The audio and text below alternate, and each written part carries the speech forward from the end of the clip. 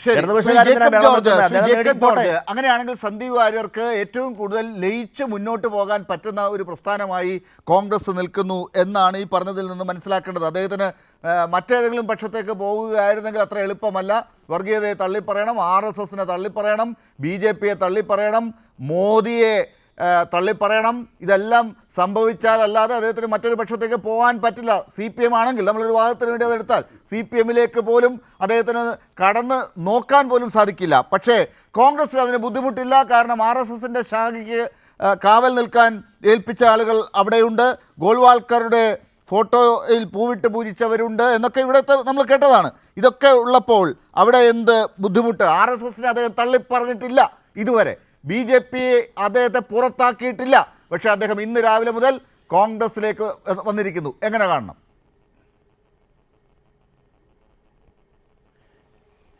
അല്ലല്ലേ, ഞാൻ ഈ പറയുന്ന പോലെ സന്ദീപിനെയോ കോൺഗ്രസിനെയോ അങ്ങനെ എതിർക്കുന്നില്ല. കാരണം കേരള രാഷ്ട്രീയം അങ്ങനെയാണ് ലാൽ. കേരള രാഷ്ട്രീയത്തിൽ 3 മുന്നണികൾ മത്സരിക്കുന്നു. ഈ 3 മുന്നണികളും വളരെ നിർണായകമായ ഒരു ഉപതെരഞ്ഞെടുപ്പിനെയാണ് പാലക്കാട്ട് നേരിടുന്നത്. കൃഷ്ണകുമാർ BJP സ്ഥാനാർത്ഥി സാങ്കേതികമായിട്ട് ജയിക്കാൻ സാധ്യതയുണ്ടെന്നാണ് BJP അവകാശപ്പെടുന്നത്.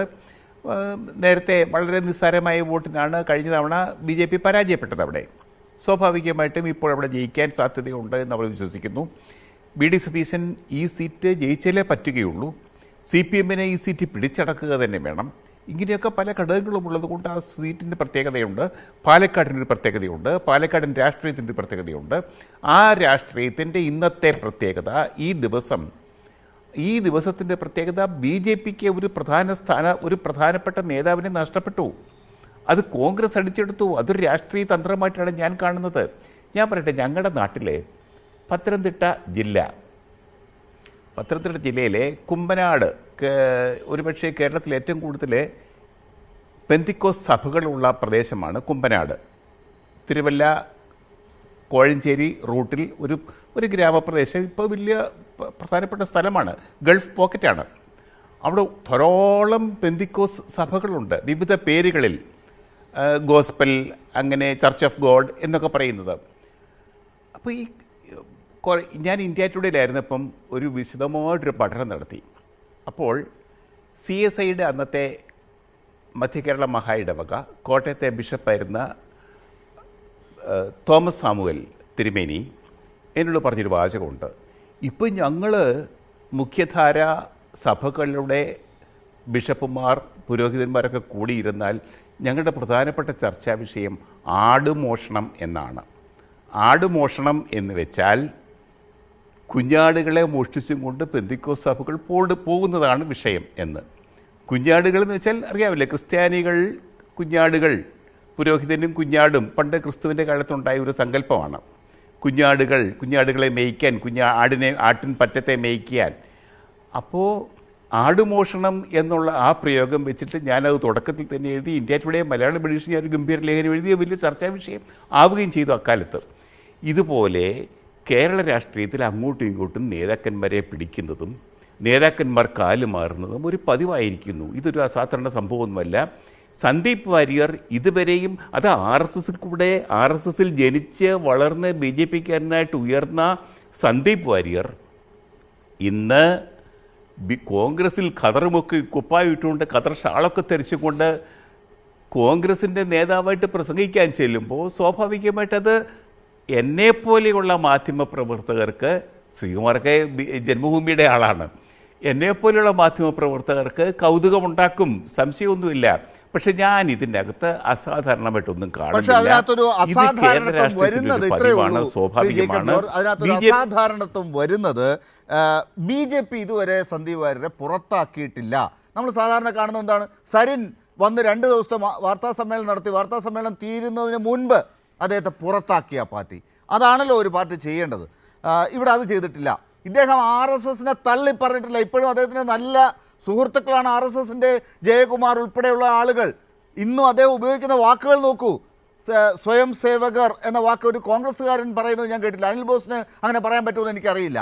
അതേ RSSകാരൻ എന്ന് പറയും, അല്ലാതെ സ്വയം സേവകൻ എന്ന് പറയുന്നത് ഞാൻ കേട്ടിട്ടില്ല. അതുപോലെ അദ്ദേഹം പറയുന്ന മറ്റു ചില വാക്കുകളുണ്ട്. ഇന്ന് തന്നെ പറഞ്ഞതാണ് സംഘത്തിൻ്റെ RSS എന്ന് പറയുന്നത് ഞാൻ കേട്ടിട്ടുണ്ട്, മറ്റുള്ളവരൊക്കെ എതിർ പാർട്ടിയിലുള്ളവർ. പക്ഷേ സംഘത്തിൻ്റെ എന്ന് പറഞ്ഞുകൊണ്ട് ബഹുമാനത്തോടുകൂടി സംസാരിക്കുകയാണ് ഇന്നും സന്ദീപ് വാര്യർ. ഇവരെയൊക്കെ ഈ രീതിയിൽ പറയുന്ന ആളിന് കോൺഗ്രസിൽ കെ സുധാകരനൊപ്പം VD സതീശിനൊപ്പം നിന്ന് കോൺഗ്രസിൻ്റെ നേതാക്കൾക്കൊപ്പം തോളിൽ കൈയിട്ട് നിൽക്കാൻ പറ്റുന്നത് ഒരു അസാധാരണത്വമാണ്. അല്ല, ലാൽ ഇച്ചിരി കടന്ന് ചിന്തിക്കുന്നുണ്ട്. ആ ഒരു രാഷ്ട്രീയ ചിന്ത എനിക്കില്ല. കാരണം ഇനിയിപ്പോൾ സന്ദീപ് വാര്യർ ഈ പറയുന്ന ലാൽ വിശേഷിപ്പിച്ച സംഘത്തിൻ്റെ രാഷ്ട്രീയത്തിലേക്ക്, ലാൽ വിശേഷിപ്പിച്ച ഹൈന്ദവ രാഷ്ട്രീയത്തിലേക്ക് ഇനി സന്ദീപ് വാര്യർക്കൊരു മടങ്ങിപ്പോക്കില്ല എന്ന് തന്നെയാണ് ഞാൻ വിശ്വസിക്കുന്നത്. കാരണം സന്ദീപ് വാര്യരെ അവിടുന്ന് പുകച്ച് പുറത്ത് ചാടിച്ചതാണ്. അദ്ദേഹത്തിന് മുമ്പിൽ രണ്ട് വഴിയുണ്ടായിരുന്നു. വേണമെങ്കിൽ CPM ചേരാമായിരുന്നു, അല്ലെങ്കിൽ കോൺഗ്രസിൽ ചേരാമായിരുന്നു. അദ്ദേഹം കോൺഗ്രസ് തിരഞ്ഞെടുത്തു. ഒരു പക്ഷേ കോൺഗ്രസ് വല വിരിച്ചു. കോൺഗ്രസ് കൂടുതൽ ശക്തമായിട്ട് നല്ല വല വിരിച്ച് കാണും, നല്ല ഓഫർ കൊടുത്ത് കാണും. കാരണം നേരത്തെ അനിൽ ബോസ് പറഞ്ഞതുപോലെ ഭരണത്തിലില്ലാത്ത പാർട്ടിയാണ്. 10 വർഷം രണ്ട് ടേം ഭരണം കിട്ടാതിരുന്ന പാർട്ടിയാണ്. എന്നിട്ട് പോലും സന്ദീപ് വാര്യർ അവിടെ പോയല്ലോ. തീർച്ചയായിട്ടും വലിയ പ്രതീക്ഷകളൊന്നും ഉണ്ടായിട്ടല്ല, രാഷ്ട്രീയമായിട്ട് സ്ഥാനമാനങ്ങൾ പ്രതീക്ഷിച്ചിട്ടായിരിക്കത്തില്ല.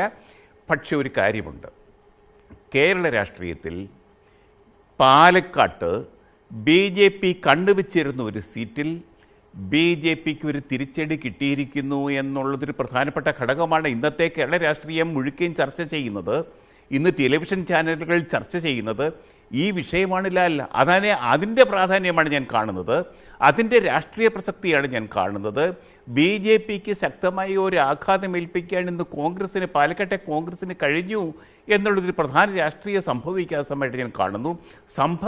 ബഹുലമായ പാലക്കാട് രാഷ്ട്രീയത്തിൽ ഒരു ദിവസം, അല്ലെങ്കിൽ ഒരു പ്രധാനപ്പെട്ട നിർണായകമായ ദിവസം കൈക്കലാക്കാൻ സന്ദീപ് വാര്യർക്ക് കഴിഞ്ഞിരിക്കുന്നു എന്നുള്ളത് പ്രധാന കാര്യം. ശ്രീ ജേക്കബ് ജോർജ്, ഒരൊറ്റ ചോദ്യം കൂടി ഞാൻ ഈ അനിൽ ബോസിലേക്ക് പോകാം.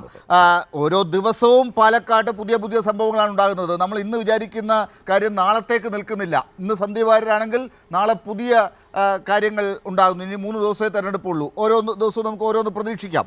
പക്ഷേ അപ്പോഴും എൻ്റെ ചോദ്യം ഇതാണ്, ഈ കോൺഗ്രസ് ഏതവസ്ഥയിലാണ് പാലക്കാട് നിന്ന് തുടങ്ങിയത് ഇന്ന് വരെ എത്തി നിൽക്കുന്നത് എന്നുള്ളത് താങ്കൾക്കറിയാം. BJPയും അവിടെ വല്ലാത്ത അവസ്ഥയിലാണ്.